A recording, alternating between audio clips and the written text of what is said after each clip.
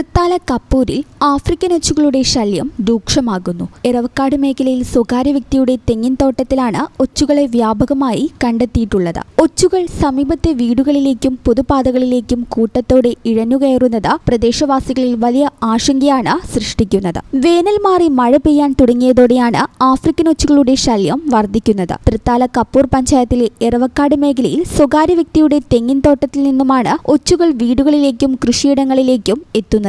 സന്ധ്യ കഴിയുന്നതോടെയാണ് ഇവ കൂട്ടമായി പുറത്തിറങ്ങുന്നത്. പുലർച്ചെ വരെയുള്ള സമയങ്ങളിൽ ഇവ വ്യാപകമായി വിളകൾ നശിപ്പിക്കുന്നുണ്ട്. വാഴ, മഞ്ഞൾ, ചേമ്പ് തുടങ്ങിയ കൃഷികളെയാണ് ഇവ പ്രധാനമായും ബാധിച്ചിരിക്കുന്നത്. തെങ്ങിൻ തടങ്ങളിലാണ് ഇവ കൂടുതലായി കാണപ്പെടുന്നത്. കൃഷിയിടങ്ങൾക്ക് പുറമെ വീടുകളുടെ മുറ്റം, ചുമരുകൾ, വരാന്തകൾ എന്നിവിടങ്ങളിലും ഇവ താവളമുറപ്പിച്ചിരിക്കുകയാണിപ്പോൾ. ഈർപ്പമുള്ള ജൈവാവശിഷ്ടങ്ങൾ കൂടിക്കിടക്കുന്ന സ്ഥലങ്ങളിലും മരങ്ങൾ തിങ്ങിനിറഞ്ഞ് സൂര്യപ്രകാശം കടക്കാത്ത ഇടങ്ങളിലുമാണ് ഇവ പെരുകുന്നത്. ആഫ്രിക്കൻ ഒച്ചുകളെ നശിപ്പിക്കാൻ പ്രാദേശികമായി മിത്രജീവികൾ ഇല്ലാത്തതാണ് ഇവ ഇത്രയധികം പെരുകാൻ കാരണമെന്ന് കൃഷിവകുപ്പ് അധികൃതർ വ്യക്തമാക്കുന്നു. ഏകദേശം 1 വർഷത്തോളമായി പ്രദേശത്ത് ഒച്ചുകളെ കണ്ടുവരുന്നുണ്ടെങ്കിലും ഇപ്പോഴാണ് സ്ഥിതി ഇത്രയും രൂക്ഷമായത്. ഒച്ചുകളെ നശിപ്പിക്കാനായി പ്രതിദിനം 4-5 പാക്കറ്റ് ഉപ്പാണ് വീട്ടുകാർ ഉപയോഗിക്കുന്നത്. എന്നാൽ ഓരോ ദിവസം കഴിയുന്തോറും ഇവയുടെ എണ്ണം കൂടി വരികയാണെന്ന് നാട്ടുകാർ പറയുന്നു.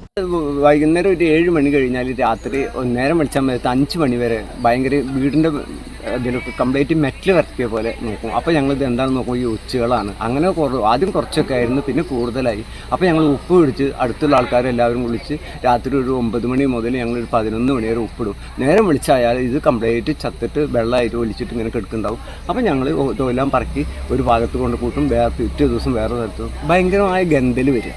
അതാണ്. പിന്നെ ഈ തെങ്ങിൻ്റെ കടക്കെന്നാണ് വരുന്നത്, ചകിരിയിട്ടുണ്ട്. അവിടെ നിന്നാണെന്നാണ് ഉദ്ദേശം. ഏതൊരു വളത്തിൽ നിന്ന് വന്നാണ്. ഒരു 1.5 വർഷം മുമ്പ് കോഴിവളം ഇറക്കി അതിൽ നിന്നാണെന്നുള്ള സംശയം മാത്രമേ ഉള്ളൂ. ഉറപ്പൊന്നും പറയാൻ പറ്റില്ല. അങ്ങനെയാണ് ഇവിടുത്തെ സ്ഥിതി. ഇവിടെ ചുറ്റുവട്ടത്തുള്ള എല്ലാ വീട്ടുകൾക്കും കയറി ചെല്ലും.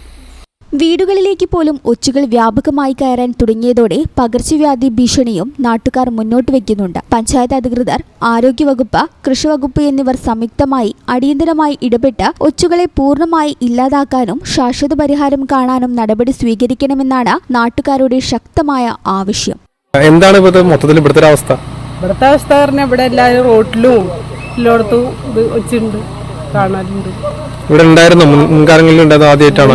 ഉണ്ടായിരുന്നില്ല. അപ്പൊ ഒരു വർഷമൊക്കെ ആയിട്ടുണ്ട് ആണ് ഇപ്പൊ കാണുന്നത്. വീട്ടിലേക്കൊക്കെ വരാറോ? അങ്ങനെ വീട്ടിലേക്കൊക്കെ വരും, അങ്ങോട്ടൊക്കെ വെച്ച് വരാറുണ്ട്. ഈ ചാനൽ ന്യൂസ് തൃത്താല. വേഴ്സറ്റൈൽ എന്ത് രസമുള്ള വാക്കാണല്ലേ. ഒരുപക്ഷെ ഓരോ ആക്ടറും കേൾക്കാൻ കൊതിക്കുന്ന വിശേഷം. ഓരോ സ്ക്രിപ്റ്റ് കേൾക്കുമ്പോഴും ഓരോ കഥാപാത്രത്തെ പരിഗണിക്കുമ്പോഴും എന്തായിരിക്കും ഞാൻ ആഗ്രഹിക്കുക? ഇത് ഡിഫറെൻ്റ് ആയിരിക്കണം, എനിക്ക് മാത്രം ചേരുന്ന ഒന്നാവണം, എന്തെങ്കിലുമൊക്കെ പുതുമ വേണം, ആളുകൾക്ക് ഇഷ്ടമാവണം, ലോകം പറയണം, വാവ്, versatile, something never seen before. നിങ്ങളും അത് തന്നെയല്ലേ ആഗ്രഹിക്കുക? സ്പെഷ്യൽ മൊമെന്റ്സിന് വേണ്ടി ജ്വല്ലറി തിരഞ്ഞെടുക്കുമ്പോൾ നെവർ സീൻ ബിഫോർ ഡിസൈൻസ്, നിങ്ങളുടെ സ്നേഹത്തോളം പ്യൂർ ആൻഡ് പ്രഷ്യസ്, ഹൃദയം തൊട്ടറിഞ്ഞുള്ള സർവീസ്. കവിത ഗോൾഡൻ ഡയമണ്ട്സ് പോലെ തീർത്തും versatile. Kavitha golden diamonds, the versatile jewelry.